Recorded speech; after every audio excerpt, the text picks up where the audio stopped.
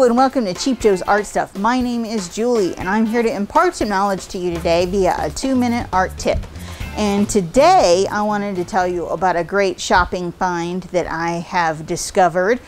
We had a recent addition to the holiday flyer in the form of Hahnemühle watercolor books. And they're pretty great. I was really impressed. So the paper is a natural white color, like a soft white, not a bright white, but you know, not a vanilla yellowy color either. Acid free, 140-pound like equivalent and stuff. But the nice part is that they're advertising it, the paper for this, you know, water media book is viable on both sides. And I found it to be extremely durable. It takes more wet wash than like even a normal watercolor journal would, and I really like it.